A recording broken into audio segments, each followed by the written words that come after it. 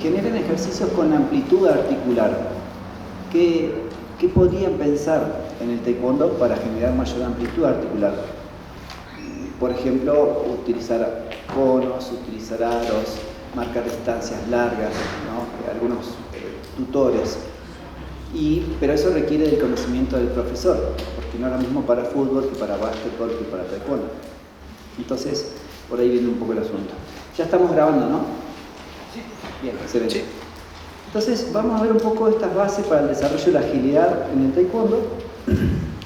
Y vamos a partir de un pequeño marco definicional sobre la agilidad en el manejo de lo que es la técnica. Porque la agilidad la vamos a buscar en ese marco, ¿no? En el marco de ser ágil dentro de la técnica del taekwondo. Entonces, vemos que es el procedimiento desarrollado normalmente en la práctica para resolver una tarea motora determinada de la forma más adecuada y económica, y eso puede entenderse como técnica.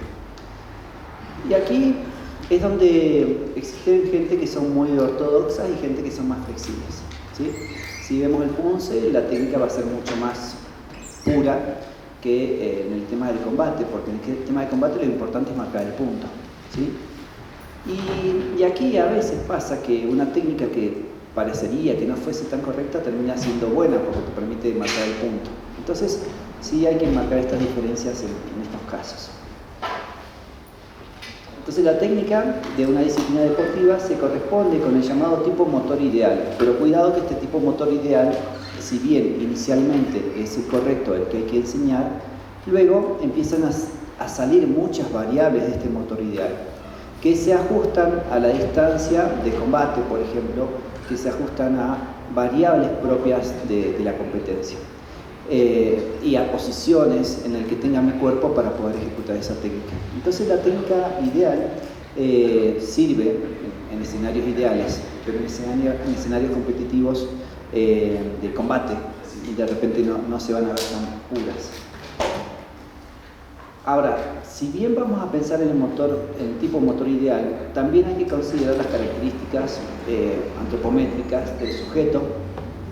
Y no va a ser evidentemente lo mismo la forma en la que se desarrolla una técnica de una persona muy alta que una persona muy baja.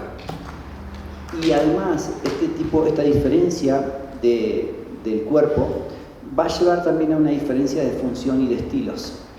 Por eso algunos se vuelven ofensivos, contraofensivos y demás. Eso debemos saberlo, debemos entenderlo y fomentarlo, porque va a llevar a que cada uno valore su cuerpo y valore su forma de desarrollar su taekwondo. Entonces, muy importante no bajar líneas genéricas. Como decíamos, el taekwondo es un deporte de calidad, ¿sí? Hay deportes de cantidad y de calidad, o cíclicos y acíclicos. En el caso de los deportes cíclicos, la técnica es bastante regular: el pedaleo, la carrera, el nado. Pero los deportes acíclicos tienen técnicas muy variables, porque esta variabilidad técnica se ajusta a la situación de competencia. Entonces, voy a estar ajustando a lo que el otro me permite hacer. Las técnicas regulares que pertenecen a estos deportes cíclicos tienen características repetitivas, aunque no iguales. Hay varios estudios que muestran, por ejemplo, hay un estudio muy interesante que muestra cómo un sujeto golpea con un mazo en una herrería, cómo muestra que ese movimiento, que parecería siempre el mismo, siempre es diferente, está ajustando continuamente al objeto de impactar. Y pasa lo mismo con estos deportes que antes se llamaban cíclicos y ahora se llaman predominantemente cíclicos.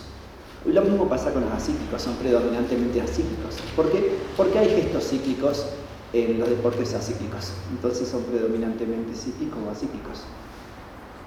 Y se basa sobre todo en los deportes cíclicos aprovechar mucho la cuestión energética, la economía energética, y tratar de disminuir este gasto para mejorar el rendimiento.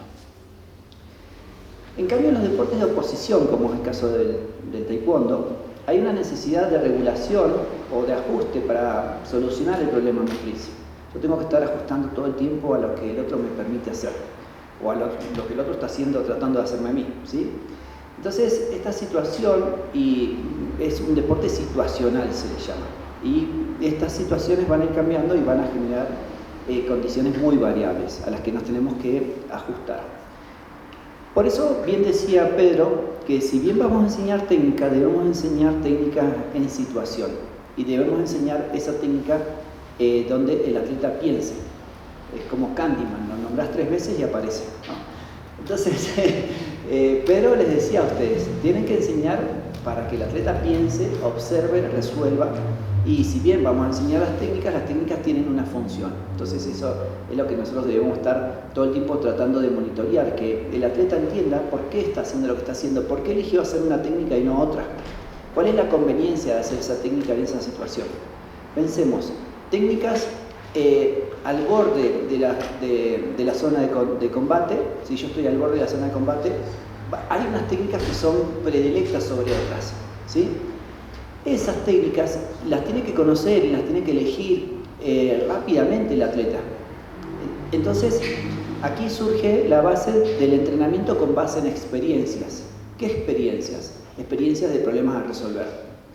Los problemas a resolver son dónde estás, en qué parte de la zona de combate, si vas ganando o vas perdiendo, si estás en el primer round o en el último round y tenés que cuidar o superar a tu rival para que no te ganen. Si tienes una lesión, si te conviene meterte en distancia corta y estás en distancia larga, entonces ese es el problema a resolver. Y entonces uno lo que le tiene que proponer a su alumno es el problema a resolver. Que experimente ese problema, que busque estrategias para resolverlo, que encuentre la mejor forma de resolverlo, y si no lo encuentra, entonces poder orientarnos nosotros, ¿sí? Eso es un poco lo que se propone.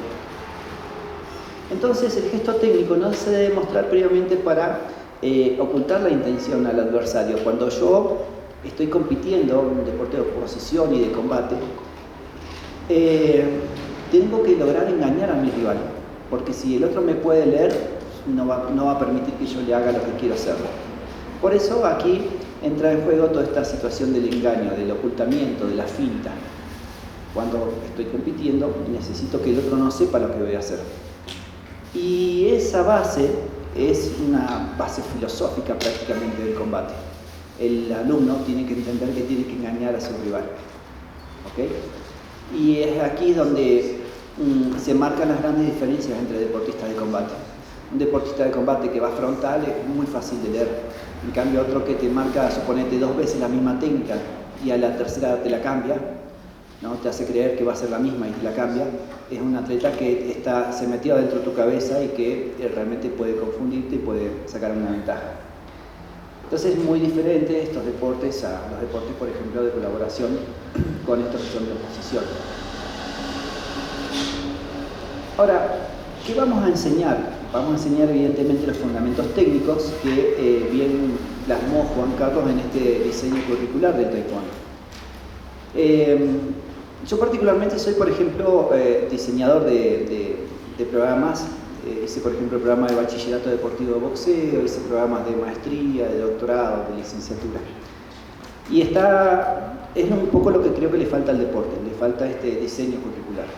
Que hace muchos años los soviéticos y los cubanos lo supieron ver e hicieron su diseño curricular de cada deporte. Pero que no lo hemos trabajado tan bien nosotros los sudamericanos y los centroamericanos, y que al mismo tiempo no lo hemos sabido actualizar. Entonces es importante que para ser un profesor de taekwondo sepamos cuál es nuestro diseño curricular, qué es lo que tenemos que enseñar, cómo lo vamos a enseñar y en qué momento lo vamos a enseñar, y que haya una progresión metodológica de eso. Porque si no, no tiene sentido, no tiene un hilo conductor esta progresión en la formación de un perfil de ingreso a un perfil de egreso, ¿sí? Por eso viene también este libro de Juan Carlos. Entonces, estos fundamentos técnicos, estos principios a aprender, son las actividades motrices que son específicas de una actividad deportiva, en este caso el taekwondo, y que realizadas de forma adecuada hacen más eficiente el movimiento. Y eso es importante porque, ¿por qué lo hago de una forma o de otra? Porque de esta forma es más eficiente. Los encadenamientos musculares, la utilización de la fuerza elástica, de los reflejos, todas estas cuestiones hacen más eficiente el movimiento. Y es por eso que se elige por sobre otros movimientos. Esa es la fundamentación. A veces ocurre que los cambios de reglamento o los cambios de estilo de combate, yo voy contra otra persona que tiene otro estilo de combate, me llevan a elegir otro estilo de fundamento técnico para enfrentarlo. Y ahí uno tiene una diversidad. ¿Por qué? Porque lo importante es la eficiencia del movimiento. Si esta forma de moverme me va a ser más eficiente o no. Entonces esas cosas pueden ir cambiando un poco de acuerdo al contexto. También la idea sería gastar menos energía y obtener mejores resultados. Entonces, si obtengo el mismo resultado pero con un gesto me canso menos, entonces voy a elegir esa. Y ustedes lo pueden ver en el caso clásico de Valderrama o de Messi, ¿no? Que voy a decir, bueno, Messi camina a la cancha, pero te mete 2 o 3 goles por partido, que siga caminando, ¿no? ¿Por qué? Porque el hecho de tener esta economía energética le permite ser veloz y preciso y muy inteligente cuando lo tiene que hacer. Y lo importante en el fútbol o en el taekwondo, en el fútbol se gana metiendo un gol más que el otro. Y en el taekwondo se gana metiendo un punto más que el otro. Y ya. Entonces lo importante es eso, hacer un punto más que el otro. En cuanto al entrenamiento de la técnica, el objetivo que vamos a estar plasmando aquí es la educación del comportamiento motriz del deportista, adecuado a las características objetivas y generales de la técnica estándar. Y esta adecuación obviamente refiere al principio de individualidad que bien decía Pedro, pero que la palabra educación aquí es la importante.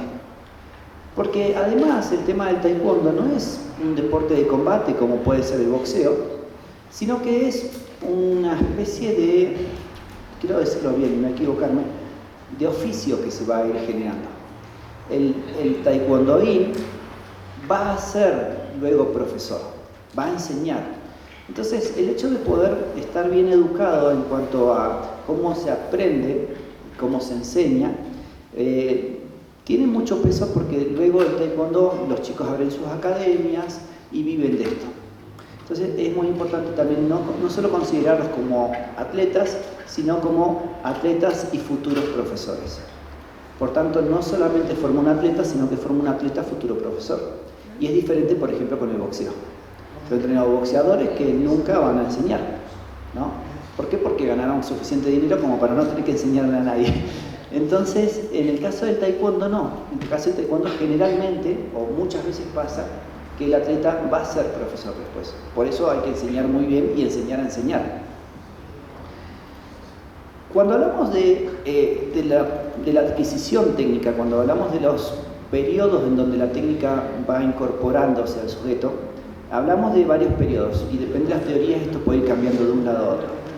Por ejemplo, en la fase inicial, o también llamada fase de irradiación, esta es la etapa donde el sujeto aprende por primera vez ese fundamento técnico, y ese fundamento técnico donde la persona lo incorpora, que no lo conocía, pero a partir de ahora lo conoce y lo empieza a practicar y quiere hacer lo propio, esa fase de iniciación depende particularmente de la coordinación motriz. Entonces el enfoque a estas técnicas que nosotros queremos que aprenda el sujeto se basa en la coordinación motriz. Todo lo que yo quiero enseñar tiene que venir de la mano de la coordinación, ¿sí? Diferente cuando el sujeto ya tiene un proceso que ya lo aprendió y lo quiere mecanizar, lo quiere tener como más automático. Y esta es una fase de excitación. Y para que esta fase de excitación se dé, no solo le pido el movimiento, sino que le pido el movimiento coordinado y preciso. Por tanto, aquí empiezo a colocar objetos a impactar que son más chicos o lugares a donde me voy a desplazar que son más precisos, ¿sí? No solo coordino, sino que además coordino preciso. Y esto hace que se produzca esta fase de excitación, un proceso de mecanización, ¿sí? Y es más desafiante, claro, esto va a ir cada vez más desafiante. Después viene la fase de automatización, que para que ustedes tengan bien en claro, podría ser nuestra caminata. La caminata no se modifica, uno camina como camina, porque está automatizado, pasa de función de corteza cerebral a cerebelo y entonces ya está automatizado. ¿Esto qué permite? Permite una gran economía y una gran confiabilidad sobre ese gesto y se da por parte de la repetición, ¿sí? Y esto viene con el tiempo, por supuesto. Ahora, tenemos que entender que algunos gestos técnicos van a estar en fase de iniciación, mientras que otros van a estar en fase de excitación y otros automatización. Y ahí vamos construyendo esto. Digamos, tengo automatizado ya la posición de guardia. Estoy mejorando el proceso de precisión de la patada, ¿no? Y tratando de enseñar un tipo de desplazamiento, ¿no? Entonces, de repente, en el mismo movimiento, ahí están las tres fases, ¿ok? Y esto lo vuelve más interesante, también más complejo, pero es donde nosotros con nuestro ojo clínico vamos a poder estar orientando al atleta sobre la posición de la cadera, el giro de la cadera, la elevación del talón, la rotación del metatarso y todos esos aspectos finos que nosotros observamos como especialistas de los deportes de combate. Esto imagino que ya lo conocen, ¿no? ¿Ya lo saben? Es básico. Entonces, ¿qué métodos de entrenamiento tenemos nosotros para la técnica? Hay varios métodos. Por ejemplo, está el método global, en donde se aprende la técnica y se entrena repitiendo, y este es el que generalmente se usa al principio. Está el maestro adelante y hay unos compañeritos más avanzados y otros menos avanzados, y el otro por repetición va tratando de incorporar lo que se hace. Este es el más básico. Y luego empieza a jugar un poco en la evolución del trabajo técnico el método analítico, donde el sujeto ya aprendió más o menos el gesto. Aquí en el método analítico se aprende la técnica de movimiento de forma parcial, realizando de forma aislada algunos movimientos. Entonces, por ejemplo, hasta se llega a inhibir algunas cadenas musculares para enfocarse en otras. Digamos, si la cadera empieza a ondular y la rotación del tronco y la extensión del brazo no es adecuada, podemos sentar al sujeto y de forma segmentada trabajar la parte del core y de miembros superiores, ¿sí? O como, por ejemplo, comentaba el profesor José, si se va hacia atrás, ponelo contra la pared y entonces anulás esa posibilidad. Y uno va como generando algunos tutores. Los tutores es algo que te guía. Por ejemplo, nosotros en natación se usa el andarivel, la cuerda del andarivel, donde uno hace el nado hacia atrás y vuelve sobre esa línea. Entonces tenemos un tutor que te guía.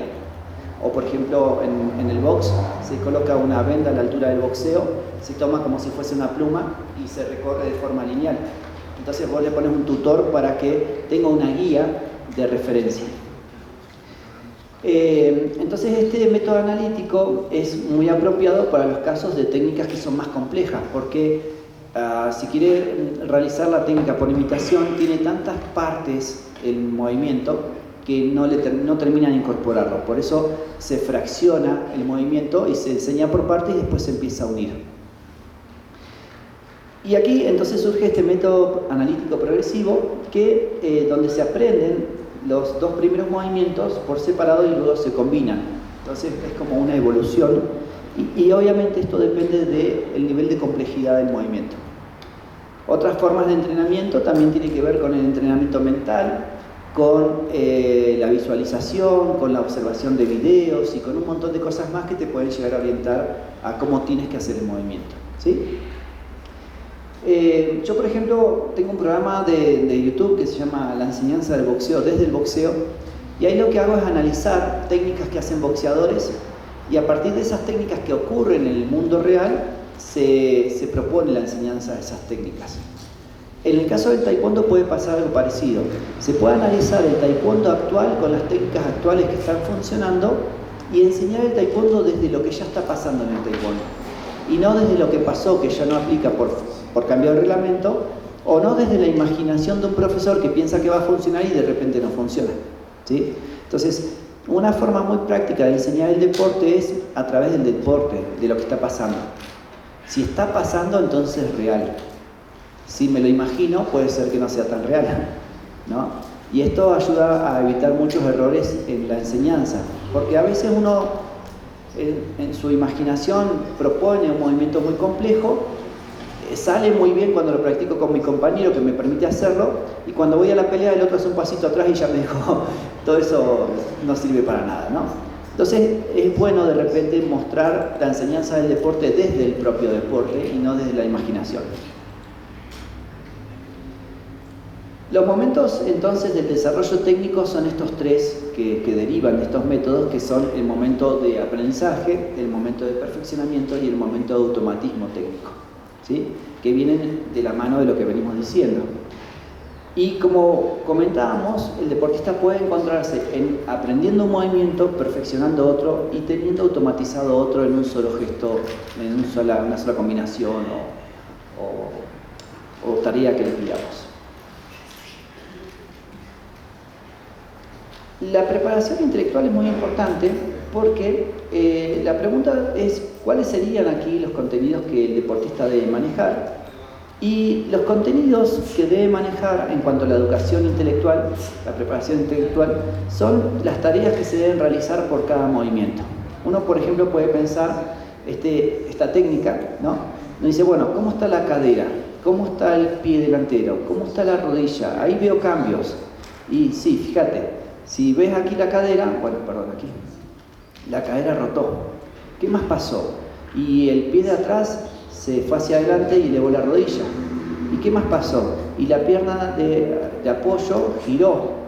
Y si uno empieza a observar las articulaciones a lo largo de una secuencia de movimientos, entonces puede tener una preparación intelectual enfocada a la biomecánica particular del gesto motor a enseñar. Y por ende puede hacer una especie de grilla de observación y corrección. Si yo quiero enseñar este movimiento o quiero evaluarlo, entonces pondría el ítem de la cadera. Cadera perfilada, luego frontal, extendida y luego perfilada. ¿Hizo ese proceso, sí o no? Y entonces, al desglosar el movimiento, puedo encontrar el punto a mejorar. Mira, te salió bien la técnica, pero fíjate, al segmentar el movimiento, observamos que en este punto tu cadera tenía que estar bien adelante, no tan perfilada, sino más bien adelante, y tú la dejaste muy frontal. Y entonces así uno puede generar una preparación intelectual, porque muchas veces el atleta no es que no hace porque no quiere hacerlo, sino porque no tiene una conciencia fina de cada articulación, cómo debe estar en cada momento del movimiento, ¿sí? Por eso la enseñanza por medio de videos es muy importante. Entonces uno filma con el teléfono y luego usa un software de análisis o de fraccionamiento de video y ya está. Puede enseñarle al chico en dónde tiene que prestar atención y enfocarse para que ese gesto técnico termine de estar bien, ¿sí? Y hoy por hoy todo el mundo tiene celulares, así que no es muy complicado. Y además los compañeritos tienen celulares, uno filma al otro y demás, y bueno, inclusive pueden decir, bueno, tú lo filmas y tú lo corriges. Y tú lo filmas a él y tú lo corriges. Y si hay alguna duda, vienen conmigo y yo les termino de decir qué pasa. De esa forma, principio de participación activa, observación del compañerito, empezás a formarlo como docente observador, ¿no? Hay un montón de cosas que pueden mejorar aquí. ¿Hasta aquí cómo vamos? ¿Vamos bien? ¿Sí? ¿O estoy demasiado gentil? Profe, sí. ¿está muy gentil? ¿Cómo? Sí, se está contando bien. Bien. Perfecto, ya me quedo más tranquilo.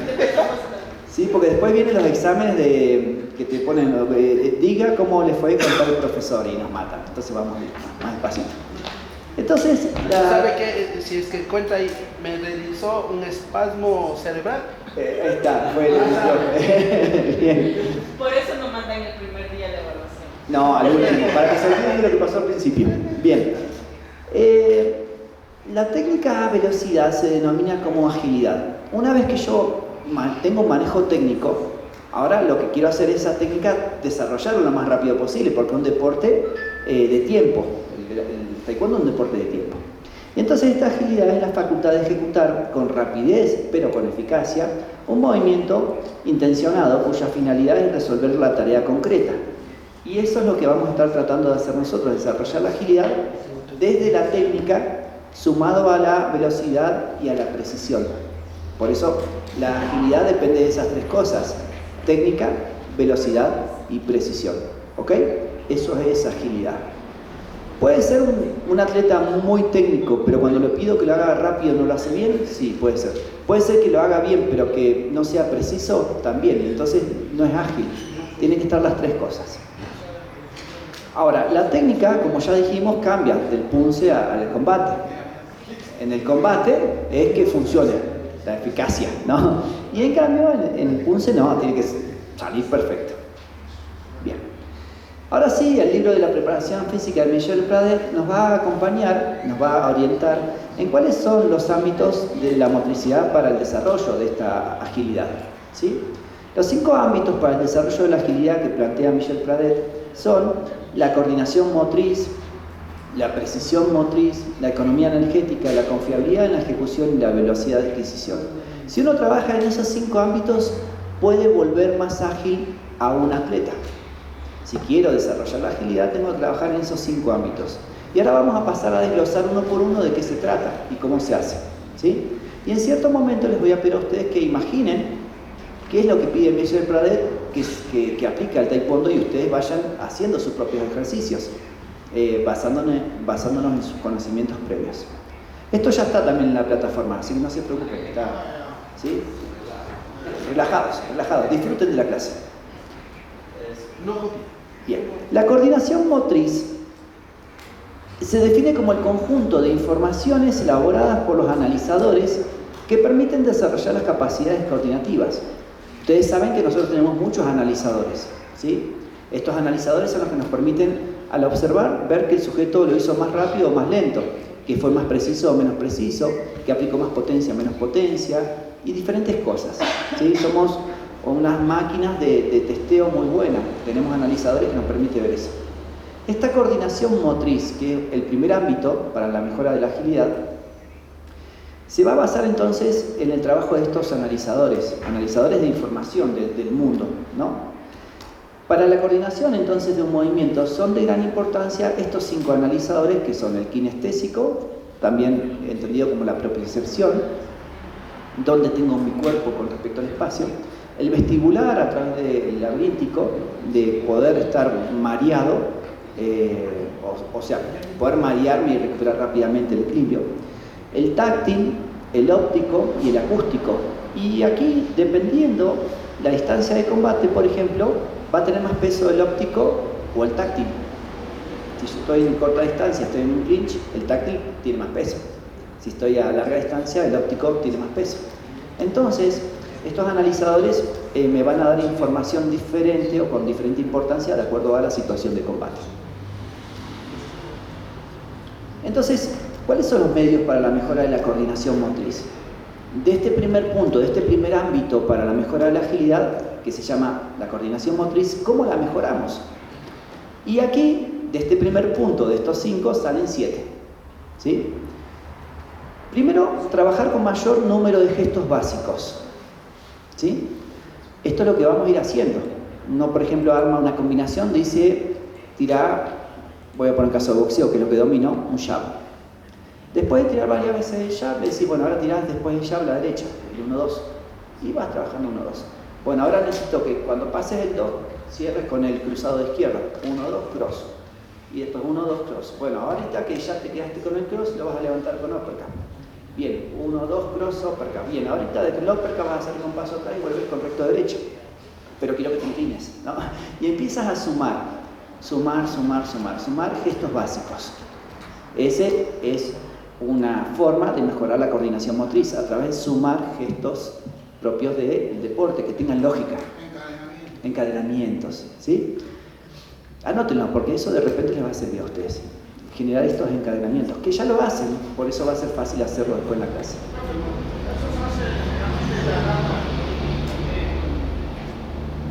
La capa de apoyo, ¿verdad? Sí. La capa inicial.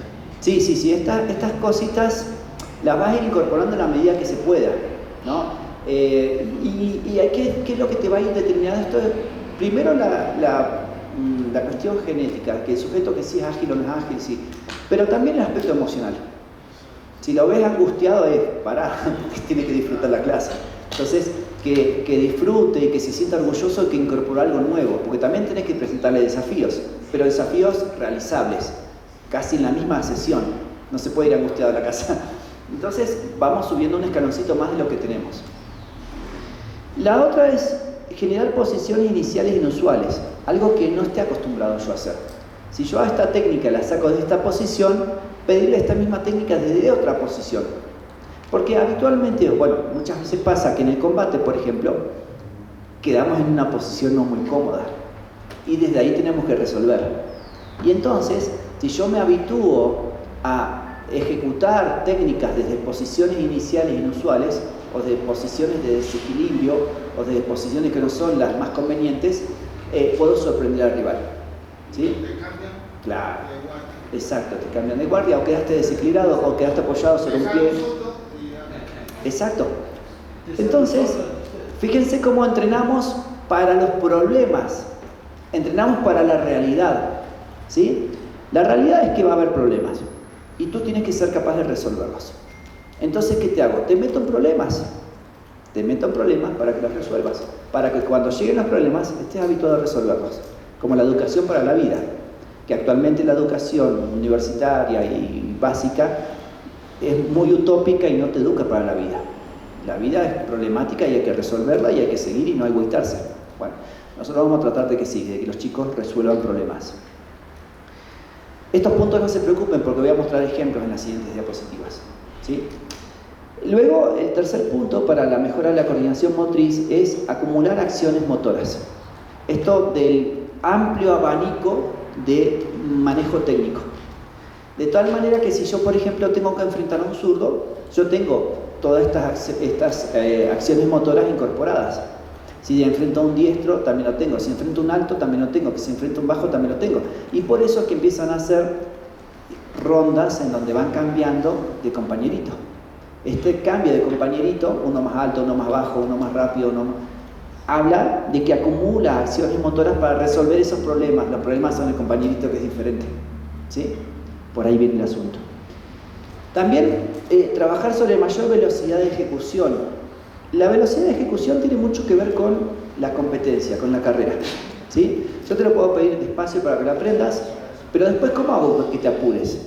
Y meto competencia. ¿Se acuerdan cuando le hice pasar la virome de acá para allá? Que al principio la pasaron nomás y después dije una carrera. Bueno, le presenté un desafío. La competencia hace a la velocidad. Si yo quiero que lo haga más rápido, te tengo que presentar un desafío. Por eso yo uso mucho la competencia para trabajar sobre pedirle que lo haga más velocidad. La ejecución en espejo también es importante. Poder trabajar imitando lo que le hace el otro o inclusive al revés, contragolpeando lo que hace el otro, en espejo, ¿sí? En una distancia donde no se estén golpeando, pero sí estén incorporando la información visual y reaccionando en consecuencia. Entonces eso también ayuda mucho, porque te permite pasar la información por el ojo, de ahí a la parte visual, de ahí a la parte cognitiva, reflexiva, de ahí a la parte motora y a la parte motriz, o sea, el movimiento.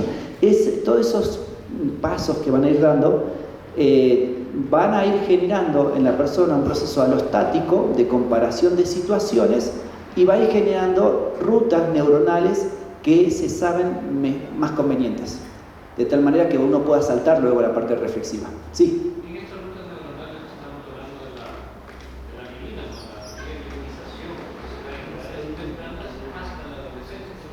Déjame, dame un segundito que voy a buscar.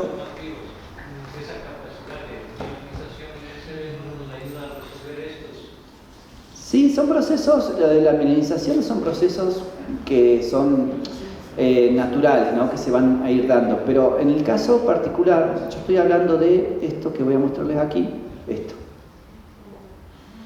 Estoy hablando de esto, ¿no? De que uno cuando reflexiona algo, lo observa, lo pasa a la parte visual, de la parte visual la pasa a la parte cognitiva, reflexiva, de qué conviene, qué no conviene, de ahí a la parte motora y de la parte motora a ejecutar. Esto, el hecho de hacer trabajos en espejo, te trabaja mucho esta parte. De tal manera que este entrenamiento con base en experiencias va a ir generando experiencia, va a ir generando conocimiento comparativo con tu experiencia y que este conocimiento comparativo te va a ir dando una predilección por ciertas decisiones. De tal forma que llega un punto en que no hagas más esto cada vez que observas un caso y al observar ese caso uno vaya directamente a la parte motriz. Si bien inicialmente es más lento, este proceso luego se vuelve igual de rápido que los otros procesos, pero con mucha más efectividad. ¿Sí? Eso es un poco lo que se busca en el entrenamiento neurocognitivo motor. Bueno, por ahí venía el asunto.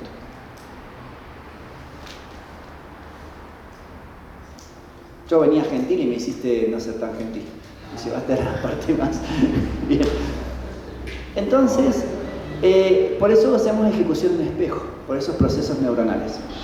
La previsibilidad y la imprevisibilidad también es algo importante. ¿Cómo se trabaja esto? Suponte que dices, bueno, tú vas a atacar con estas técnicas, son 3 técnicas, tú vas a defender esas 3 técnicas y vas a contragolpear con estas 2 técnicas, y la tercera técnica va a ser libre.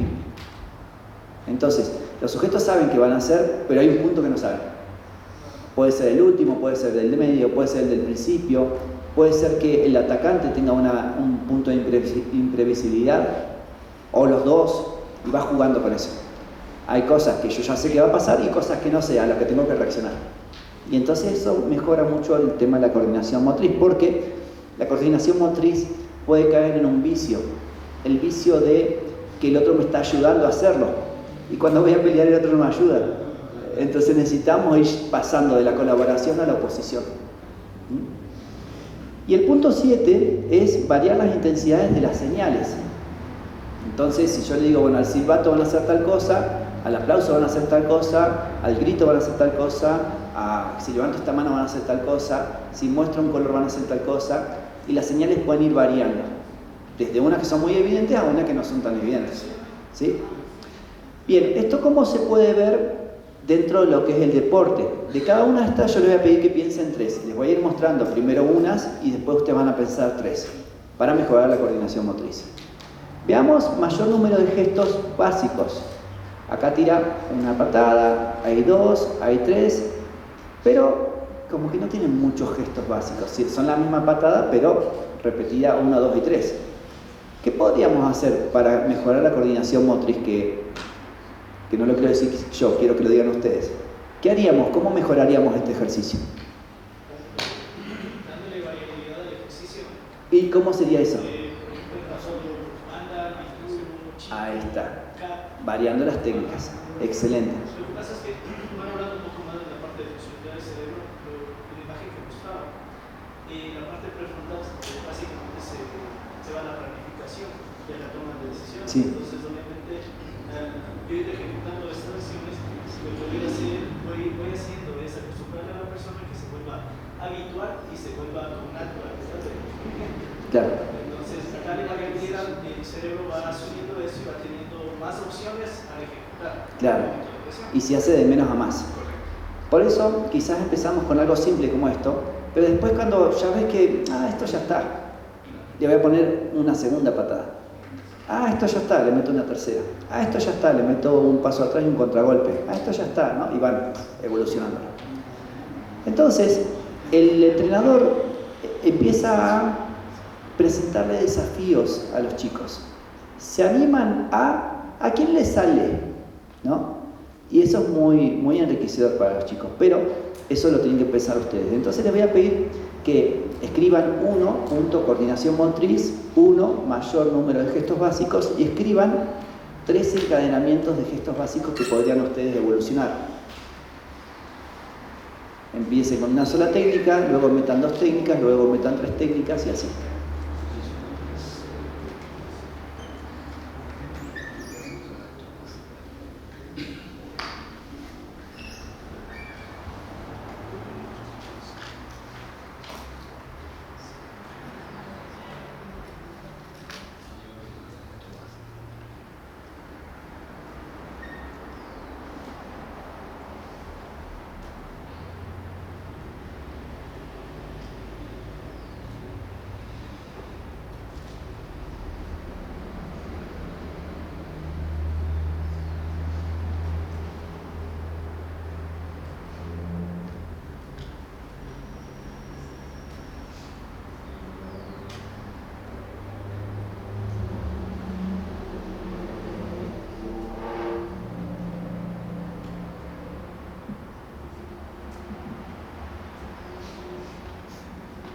El que haya terminado, que me avise.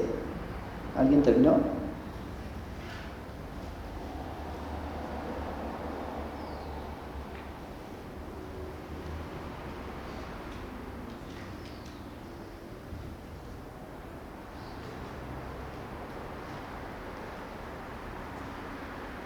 ¿Listo, profe? ¿Me puede decir su evolución? ¿Cómo sería? Empezaríamos primero con banda. La segunda técnica, banda, banda. La tercera, banda, banda, chal. Perfecto. Fíjense que no hace falta hacer así como súper complejo el asunto, sino que puede ser simple, como dice el profe, y eso sería para una etapa, ¿sí? Eso se va evolucionando. ¿Alguien más tiene otra? Sí, profe. Patada con pierna trasera, patada al estómago con la misma pierna, patada alta, desliz. Bien, vamos a pensar lo siguiente. Lo que dijo el profe, ¿para qué cinta sería? ¿Para qué grado sería? ¿Qué grado le pondrían a esa técnica? Amarillo o blanco. Lo que dijo el profe, ¿el tuyo qué grado serían? Intermedios. ¿Alguien que me dé una para negro? Sí, profe. ¿Está bien? Una recta y otra giro. Métete a tuchar y con la tuchar y Perfecto. bien bonita. ¿Sí? Eso es lo padre de esto, que estas teorías, si agarra gente con mucho conocimiento, se vuelven muy potentes y además en multiniveles. ¿Tú querías decir la tuya? No, yo estaba haciendo desde iniciación, sería, podríamos hacer solo el gesto. Ajá. Y de ahí hacer la ejecución y ahí mezclarle con una segunda patada. Perfecto. Entonces el gesto banda, la banda como tal y banda, doble banda o banda doble. Perfecto, pero vamos sumando gestos básicos, ¿sí? Y eso nos va a permitir mejorar la coordinación motriz. Hasta ahí vamos bien. Bien. Vamos a ver lo segundo que decía esto. Posiciones iniciales inusuales para mejorar la coordinación motriz. Entonces van a ver este video que realmente está, bueno, a mí me pareció bueno, no sé, que no soy un especialista, de esta profesora de Argentina que muestra desde una posición inicial inusual técnicas propias de taekwondo. ¿Okay? Vamos a ver a Dorio, ahí explica cómo tiene que trabajar con la cadera y demás, y muestra la Dorio desde posición arrodillado. ¿Okay? Bueno, anoten 1, coordinación motriz, 2, posiciones iniciales inusuales y desmen 3. Inusual, como esta. La usual es estar parado y perfilado. ¿Cuáles serían inusuales? Lagartija, acostado, boca arriba, boca abajo. ¿Qué hago previo a poder hacer? Ejecución al movimiento, a la circunstancia. Una posición inicial inusual. Por ejemplo, yo estoy sentado, me paro y tiro una dolia. Estoy acostado boca abajo, esta es inusual, ¿sí? Claro. Entonces, fíjense que ella tiene posiciones iniciales inusuales. Bueno, busquen ustedes eso, piénsenlo. ¿Cómo sería? Generalmente los niños de iniciación, los primeros movimientos casi siempre se enseñan desde sentado. Desde sentado. La mirochar y la trichar se enseña sentados, rodillas abajo. Esa, acostados, para que te ponga de la misma forma que tú vas a patear. Ahí está. Meter la cadera. Ahí está. Si menospreciar la profesión, pero inclusive se le explica al niño y se va a sentir hasta más cómodo. Claro. Porque está en la misma línea. Por eso, entonces sobre esa base que dice el profe, armen 3 ejercicios de posiciones iniciales inusuales para unas técnicas. Si lo hacen como el profesor, mejor, porque el profesor explicó por qué desde esa posición. Pero eso requiere un grado de especialidad que yo no tengo, pero ustedes sí. Escriban 3, por favor.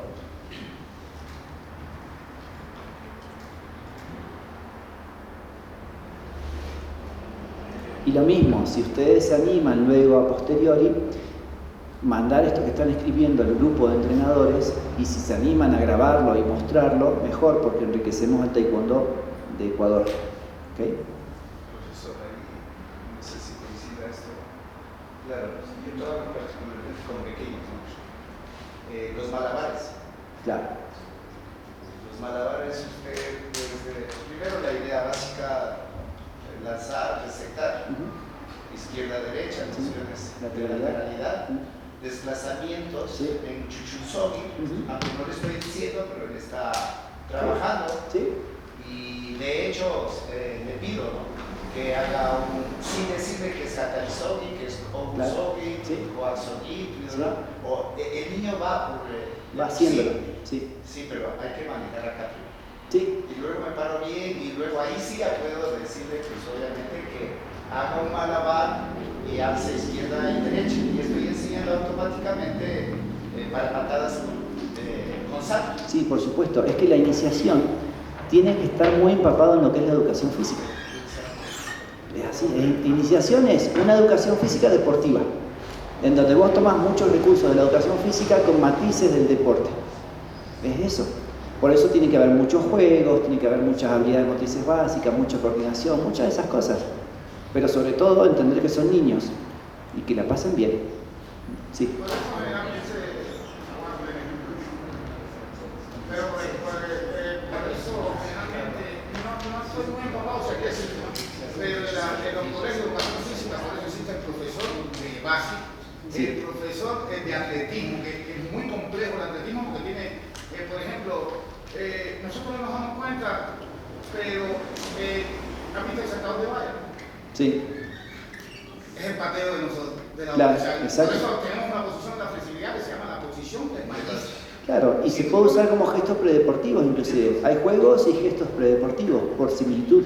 Y a esos chicos que salen de esos colegios con esa preparación de educación física, en cualquier deporte, algunos han entrado en un deporte y han pasado otro, porque viene alguien que te escucha y dice, no, este chico para baloncesto, natación sería genial. Sí. Pero bueno, que les guste también al chico, porque que sea bueno no significa que vaya a disfrutar. Profe, Sí. en cuestiones inusuales, lo han hecho también en movimiento. Exacto. Que los chicos adquieran, digamos, la receta. Una vuelta carnero y de ahí sacar algo. O sea, yo digo, por ejemplo, que están en el piso, hay la típica que se de rodilla y pego. Pero digo, ¿qué tal si puedes dar la vuelta? O sea, Claro. comprendan el movimiento en sí. Y jugar a los ninjas, ¿no? Entonces le hace la vuelta carnero y saca una técnica, hace la vuelta para atrás y saca otra técnica, hace una arrodillada, saca otra técnica, y empiezan a jugar con eso. Esa una, otra fue la de que les están haciendo giro a la cabeza y no podían más que dar, si no podían escuchar y me escuché de Julio, entonces le hice arrodillar. Y todo esto, lo bueno de todo esto es que no tuve como una referencia bibliográfica, sino que digo, no me sale, que haga, que hace La observación. entonces yo, ¿cómo hacen las rodillas? ¿Cómo hacen las rodillas? Y o sea, yo mismo decía que Claro. no voy a fingir que no sé con ella, no voy a decir que no sé. Entonces, ¿cómo hacen las rodillas? Viene por la espalda, y cuando esté la rodilla por aquí, viene la cadera, como que patea la espalda. Y así, poco a poco, en posiciones inusuales, me sirvió de mucha base para que dominen esas técnicas. Y efectivamente, pues ya fuimos progresivamente de posición inusual a la posición original. Los giros que se pierden. Claro, y utilizaste estos métodos. Exactamente. Sí. Técnicamente. Sí.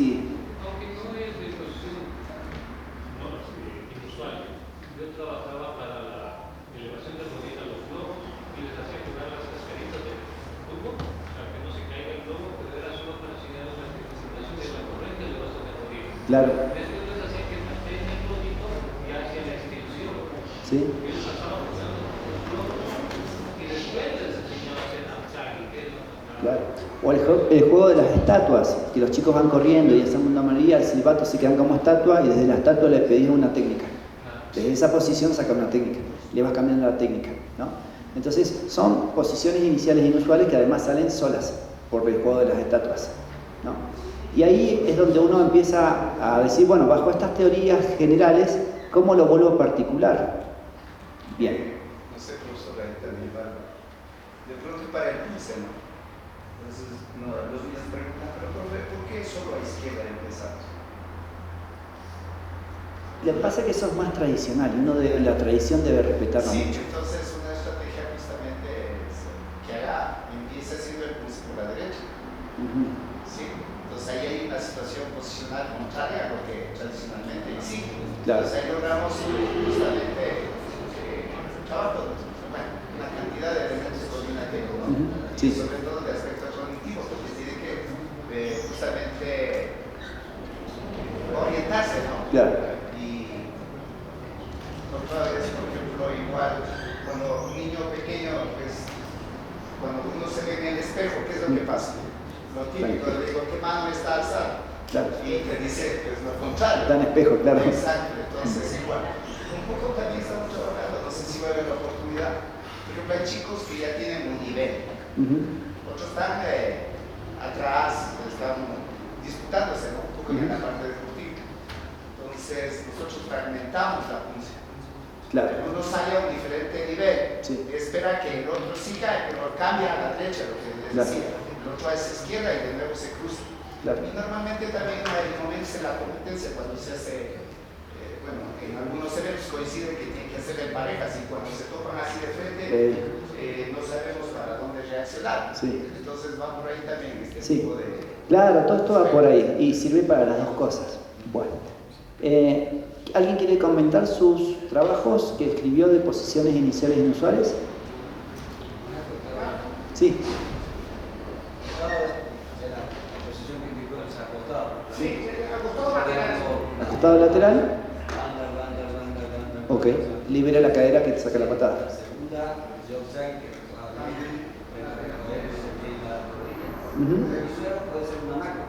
Perfecto. Excelente. Sí. De forma sentado, las manos las pongo en la cadera, hasta el día me voy a sentar en el piso. Ajá. Hasta el día que está sentado en el piso Sí. el niño, entonces, Perfecto. Sí. por tiempo. Bien. Oiga, aquí la atención, ojo, apoyo, deje sentado. Bien.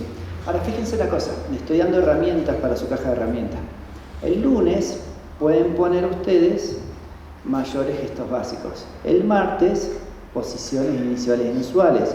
El miércoles, acumulación de acciones motoras. Ah, diversifiqué mi clase. La enriquecí. ¿Sí? Y se vuelve más divertido. Entonces, el tercer punto es acumulación de acciones motoras, donde puedo poner un ataque seguido de un contraataque del compañerito y seguido de un contraataque al contraataque. El ataque inicial es tibio. ¿Por qué? Porque es una carnada. Mi ataque inicial te lo tiró como para que me lo contragolpees, es tibio. Tú me contragolpeas como corresponde. Yo ya sé que viene por ahí. Y defiende contragolpear ese contraataque, ¿no? Y entonces empezamos a encadenar. Ataco, defiendo, contraataco, defiendo, contraataco. Y se empieza a poner muy interesante, ¿sí? Pero el ataque primero para buscar un contraataque tiene que ser tibio. Tiene que ser algo que te anime a contraatacarme. Entonces ahí ya lo pongo a pensar y lo pongo a generar un engaño hacia el rival. Sí. Entonces yo usaba eso. Sí. Pasaba el chulotrague lenta Sí. para que se durmiese el estómago y después miraba. Claro. ¿Sí? Entonces es el arte del engaño también. Esa picardía. Pero además vamos generando en el chico esa picardía.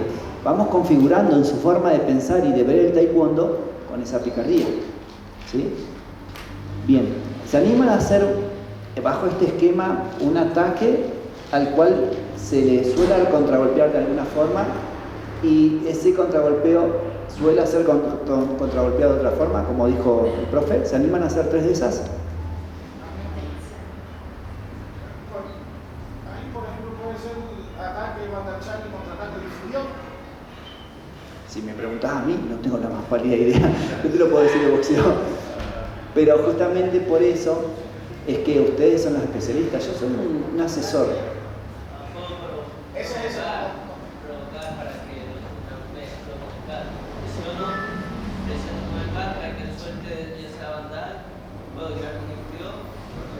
O puedo presionar con el bar para que suelte la banda, termino con el chale. Perfecto. Sí. Y fíjense que estas orientaciones tienen algo bueno, que los dejo ser, porque no puedo imponer mi forma de ser porque yo no soy. Sí. Entonces, al decirle a ustedes, se animan a hacer esto, sale su perfil, sale lo que ustedes ya traen y su estilo. Y entonces no se impone una línea, sino que se respeta las líneas que ya traen y su conocimiento. ¿Sí? Bien, escriban 3 por favor, así se van con ese producto. Porque esto ya es un curso taller, que uno se va con un producto escrito y que luego va a ir a hacer a su gimnasio, y el miércoles hacemos acumulación de acciones motoras. ¿Sí? El jueves haremos otra cosa y así enriquecemos nuestra clase. Porque lo lindo de tomar un curso es volver a tu gimnasio y hacer cosas diferentes. Que este curso tome sentido con que fuiste a tu gimnasio a hacer cosas diferentes, si no es una pérdida de tiempo. Entonces eso es lo que vamos a estar tratando.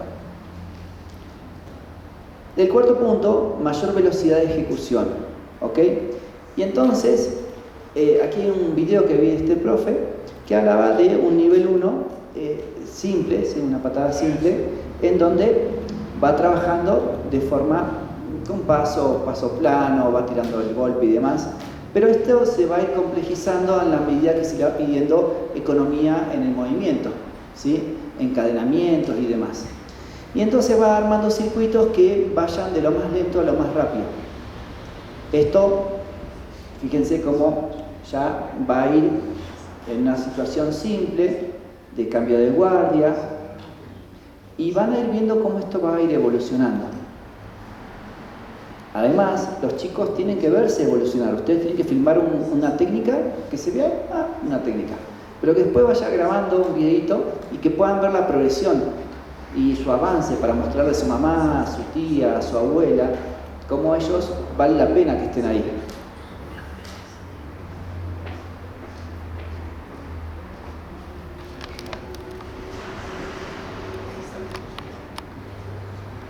Ahí viene el nivel 2.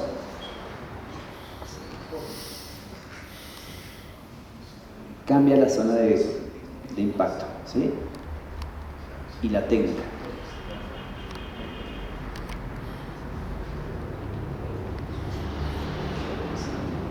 Fíjense que también cambia la posición, no hace cambio de guardia, por tanto se vuelve más rápido.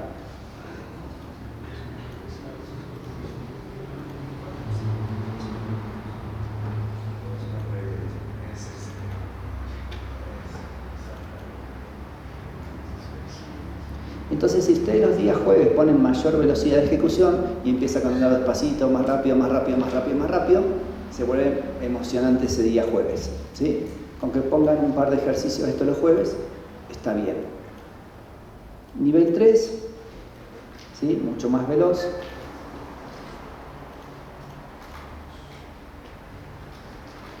Aparte, imagínense, esto lo saqué yo, que soy un ignorante total del tema. Imagínense lo que pueden hacer ustedes.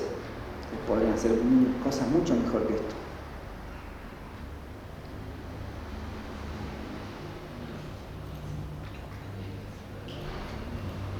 De hecho, pueden jugar en 10 segundos cuántas veces tocas. Y ahí ponerse un ritmo mayor. A ver quién gana. En 10 segundos. En 10 segundos hizo, no sé, 34. A ver en 10 segundos hizo 40. Y ahí buscás la velocidad, porque la velocidad nace de la competencia. Si quiero que hagan algo veloz, metan en competencia. Y genera economía energética, economía de movimiento, porque dice, si yo hago este movimiento de esta forma, me va a salir más rápido. Bueno, piensa en 3 ejercicios que le lleve a que el chico haga el movimiento más rápido, con un tipo de circuitos como este. Usen todos sus conocimientos previos que tienen. Este no está tan fácil.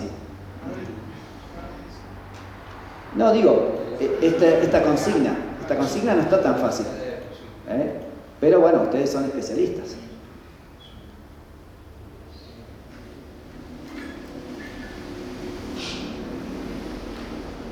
Piénsenlo, a alguien se le ocurre y nos va a decir un par de pistas.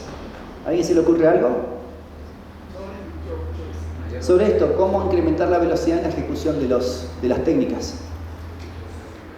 Yo les dije unas pistas, pon el tiempo, sí. Que las dos personas, los oponentes, hagan una acción para que el otro salga, y puede ser una básica, puede ser una banda. Sí. Y cuando te atacan, salgo y yo ya tengo no solo la acción del ataque, sino que también el proceso. Y el ritmo te la marca el que te vayan a atacar. Como te ataco, te marco el ritmo de salida y volver. Bien, está bueno eso. Con desplazamiento. Bien, esa está muy buena. ¿Qué más? Hay que pensar, ¿no? Hay que meterle. Por ejemplo, vamos a hacer esta técnica durante 10 segundos y vamos a contar cuánto hizo este compañerito. Pasaron 10 segundos, tantas hizo. Bueno, ahora el otro compañerito. Y con el cronómetro contamos cuántas veces se hizo en 10 segundos. Y ahí ya buscamos más velocidad por competición. ¿Sí? ¿A alguien se le ocurre otra cosa? Creatividad, eso es importante. Hace lo mismo, pero con la pierna que termina delantera, haciendo luchar, ¿no puede ser? ¿Cómo sería el asunto? Hace la misma técnica, está repitiendo dos abajo, ¿verdad? Está haciendo un pedaleo, pero la pierna que se queda adelante haciendo luchar a la cabeza. Claro, y ahí acortás un movimiento porque quitas un movimiento, entonces acortás el tiempo. Está bien. Entonces vos pones, fíjense, lo que dice el profesor es muy interesante. Pones una secuencia de movimientos que te implique, para hacer esa técnica, 4 movimientos. Después economizás el tiempo al quitar un movimiento, haces eso mismo en 3 movimientos. Después le pedís hacer eso mismo en 2 movimientos. Después le pedís hacer eso mismo en un solo movimiento. Y es lo que usted dice, el mismo perro con diferentes poderes. Exacto. Que vuelve el combate, 2 veces el mismo movimiento, pero cuando tú estás esperando 2 veces el mismo movimiento, se lo hago en hacer un desplazamiento y te atrás, te la subieron. Fíjense qué interesante. Si yo te voy a atacar y para ese ataque uso 2 o 3 movimientos y después uso 2 o 3 movimientos y después uso uno solo, es más probable que te lo conecte. ¿Sí? Porque voy trabajando sobre tu cerebro. Exactamente. Está preparado. Sí. ¿Cómo puede ser? Exacto, como boxeo. Yo como soy de boxeo soy un experto en engañar, ¿no? Bien. Las ejecuciones en espejo, que llevaba esto que hablábamos, fíjense cómo aquí hacen ejecuciones genéricas en espejo. ¿Sí? No encontré ejecuciones específicas en espejo. Pero es un poco lo que decía el profesor. Cuando se pone uno enfrente del otro y tiene que hacer el movimiento, se confunden porque está en espejo. Bueno, si se confunden porque está en espejo, entonces lo tengo que entrenar en espejo para que no se confundan. ¿Sí? Y entonces, ahora sí, lo que dice el profesor de hacer los punces en espejo. ¿Sí? Y hacerlos a diferentes velocidades, con diferentes amplitudes, con diferente complejidad y demás. ¿Sí? Entonces, esto realmente es fácil de hacer. Simplemente uno sigue al otro. Y después al rato el otro sigue a uno. Y ya trabajas en espejo. En espejo se puede trabajar tal cual, o se puede trabajar en oposición. Si uno hace una técnica, ¿qué técnica correspondería para evitar esa técnica y para contragolpear esa técnica? Entonces también es en espejo, pero un espejo de oposición. Podemos trabajar con esas dos variables. Hacer tal cual lo que hace mi compañero o como si fuese mi rival. Son dos espejos diferentes. Y esto es bastante fácil de hacer. Simplemente poner una separación de 2 metros entre cada uno y que mantenga esa separación y lo haga. Y como punto 6, el nivel de previsibilidad e imprevisibilidad, un poco lo que decíamos, meter una combinación de ataque, que tenga esa combinación de ataque acompañada de una combinación defensiva, pero que el último ataque que metas en esa combinación sea aleatorio, para que la defensa sea de reacción y no automática. Entonces, te pido una secuencia de ataque, pero el último te lo dejo libre. Por tanto, sí. Ahí estaríamos haciendo un grado de previsibilidad, porque ya sabe cuál es la técnica de ataque, pero con una cuota de imprevisibilidad, porque la última técnica de ataque es libre. Entonces tu defensa va a estar preestablecida, pero la última es reactiva, porque reacciona a lo libre. Eso para ir ganando confianza. Exacto. Exacto. Sí, exacto. Ahí uno está en función de atacador, lo que se decide la técnica lo más correcta posible y el otro que reaccione lo más correcto posible, sea defensa o... Claro, y eso ya es combate. Exacto. Pero para llegar al combate puro, podés ir armándolo. Tirá estos 3 golpes y tú defiendes esos 3 golpes. Va, completamente previsible. Luego empezás a trabajar con un grado de imprevisibilidad. Tirá estos 2 golpes, tú defiendes esos 2 golpes así y el tercero libre. Y tú defiendes como puedas. Luego tiras uno primero previsible, uno segundo imprevisible y uno tercero previsible. Luego tiras uno primero previsible y 2 imprevisibles. Y luego tiras todos imprevisibles. Y es la secuencia para ganar confianza. Yo creo que eso es importantísimo. Inclusive, a mí no soy mucho de la idea de los niños que están iniciando, que llevan un poquito de tiempo, como 4 meses, inclusive 16 meses poniendo reglas. No. Voy por escalera, ¿no? Lo que es efectiva, lo que es la puncha, para que sepan lo que es estar en un escenario solito, claro, y que todo el mundo te está mirando, la presión es altísima, y entonces progresivamente los que les gusta el combate y los que van. A algunos les gusta, pero les digo que no. Hasta que no tengan esta condición, porque también me he fijado que en las competencias, el chico a veces le patea en la cabeza y dice, ¿pero por qué? Claro. Porque no tiene arma, ¿cómo mandarle una guerra sin fusil? Aparte, entonces, para cómo, también he visto que hay profesores empujan al niño y tiene que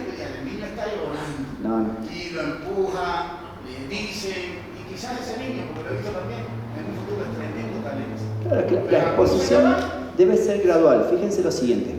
Vamos a hacer práctica de comité, pero solamente se vale esta técnica. ¿Bien? Y vamos a los compañeros y vamos a ponernos alrededor a mirar. Primer grado de exposición. Segundo grado de exposición. Va evolucionando, ¿no? Pero llega un punto donde podés decir, bueno, vamos a invitar a la escuelita que está acá al lado y vamos a participar con ellos. Ya hay otro público, no es de tu gimnasio. Bueno, ahora vamos a hacer lo mismo, pero llamemos a las mamás y a los papás para que vengan a ver. Otro grado de exposición, pero no es competencia, simplemente es práctica.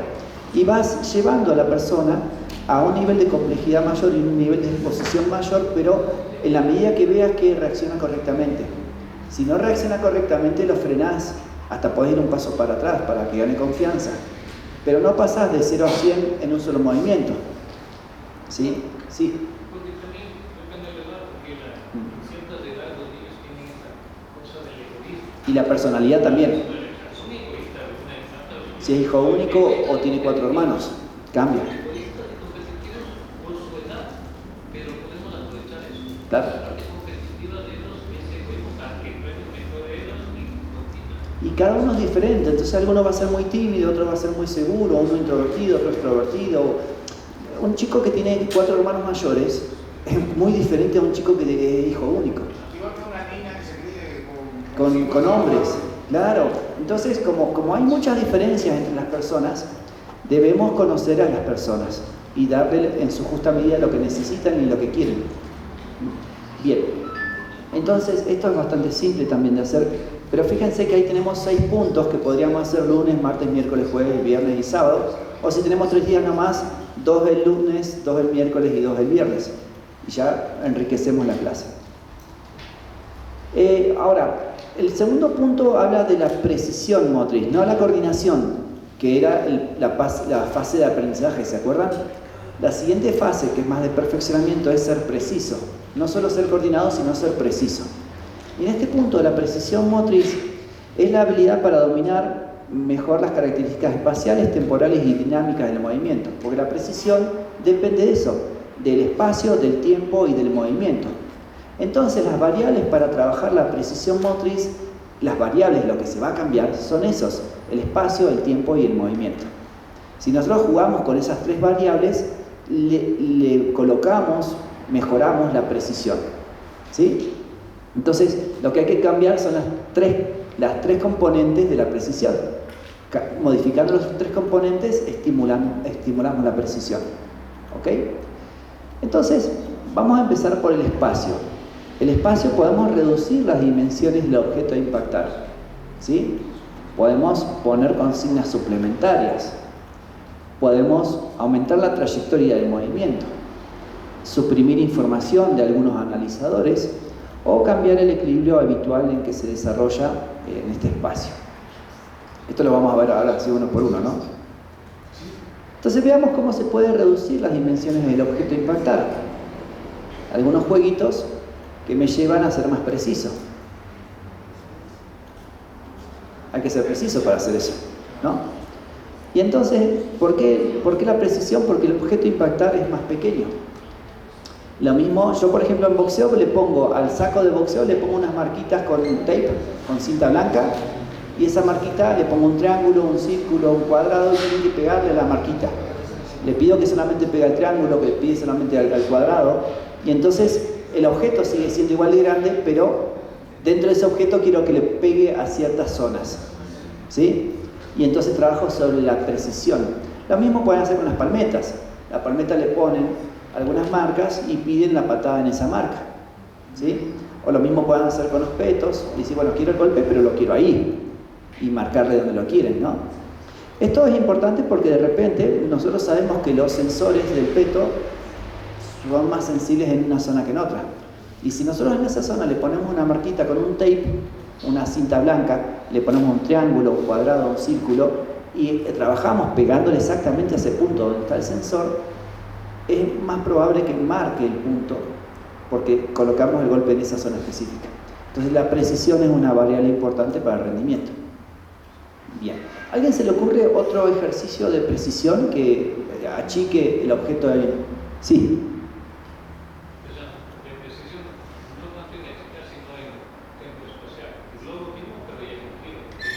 Perfecto, el globo. El globo está cayendo por la actividad del giro. Claro, bien. Ok. El tiempo necesario no es tan rápido como la... Claro, porque este tiene que ser más sofisticado, pero el globo está bueno para empezarlo. Bien. ¿Sí? ¿Alguien más? Sí, eso no es nuestro del globo, pero también por ejemplo, por tiempo. Ajá. Que haga una competencia entre todos. Bien. Entonces se le pone, lo más importante, como dice el profe, las rodillas se le ponen. Rodilla, rodilla, empeine, rodilla, tiene que golpear globo, rodilla, rodilla, empeine. Bien. Que entonces para ellos, es un juego. En juego. Pero para mí es una observación de buscar un recurso técnico. Claro que- Una que suba la rodilla, la otra la tensión. Claro. Y algo extremadamente importante, la colocación del pie. Muy pocas veces trabajamos con la colocación del pie en mí. Y entonces a veces cuando tú ves a un niño que patea, tú le dices, Milochai, te patea con la punta de los deditos. Y tú dices, te va a doler. Claro. Entonces tienes que enseñarle que tiene que poner el metatarso. Claro. ¿Me entiendes? ¿Cómo poner el tobillo para luchar? No sé si en las competencias se dan cuenta que cuando el niño es pequeñito y está pateando, te pone el tobillito así. Claro. Y entonces por eso, y más encabezar ese plástico, Sí. le duele la pierna cuando patea, porque ellos no tienen una colocación de pie definida. Y eso hay que trabajarlo también en eso. Sí. Ahora, fíjense, lo que dicen los dos profesores puede darse un grado de riqueza sobre eso al diversificar el ejercicio. Por ejemplo, el profe dice rodilla, rodilla, tobillo, tobillo. Rodilla, rodilla, empeine. Empeine, perdón, sí, empeine, ese tobillo no. Ahora imagínense ese mismo ejercicio pero con desplazamientos. Ahora imagínense ese mismo ejercicio pero tratando de patearle el globo al compañerito y que no me lo pateen a mí. Y imagínense. De un ejemplo sale una variedad de cosas que podemos hacer. Y ahí está en la creatividad de cada uno. ¿Sí? Es como yo le digo a las personas, usted sabe que para saltar las cuerdas hay el primer sistema es normal, ¿verdad? Pero yo le digo a la gente, aprende el primer sistema y después todo lo demás es creación de la cuerda. Exacto. Tú mismo empiezas a cruzar, a Claro. hacer con un pie, con Sí. el otro a correr. Y eso es, no sé si les mostré, pero les voy a mostrar. Denme un segundito, que esto estaba... sí, bueno, esto es lo que creo que viene después. No, creo que está acá. Iniciación, sí.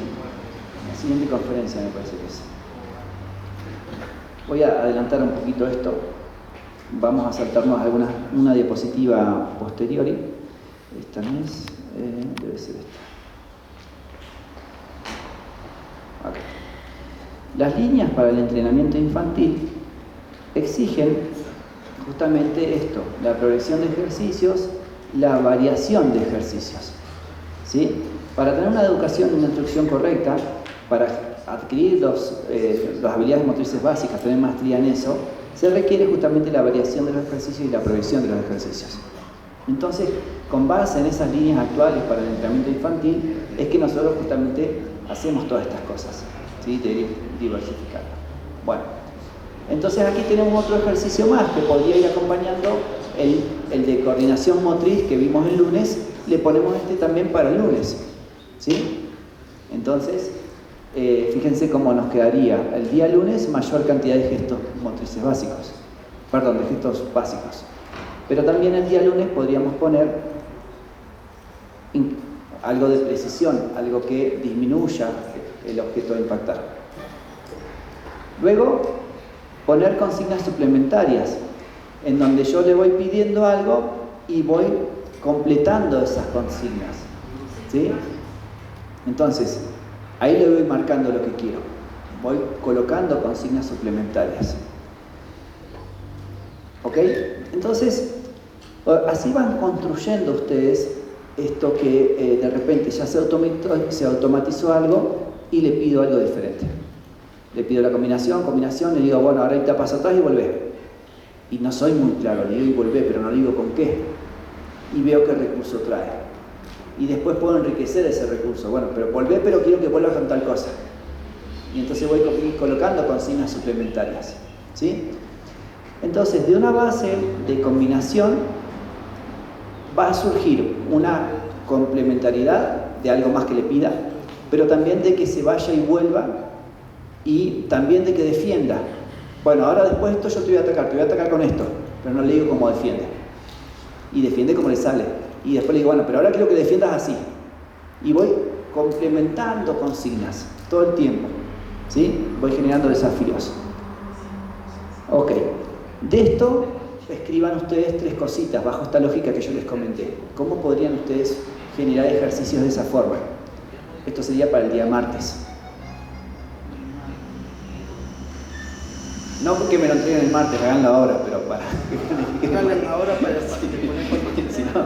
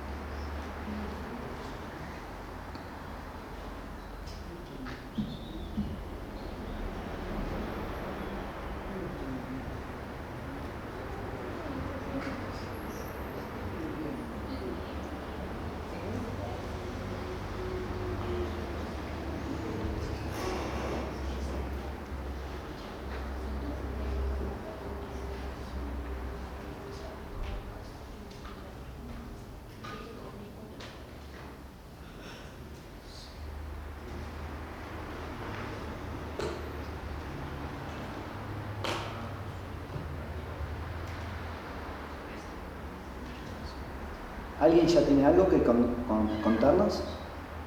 ¿Sí? Ah, sí, sí, sirve. Sí.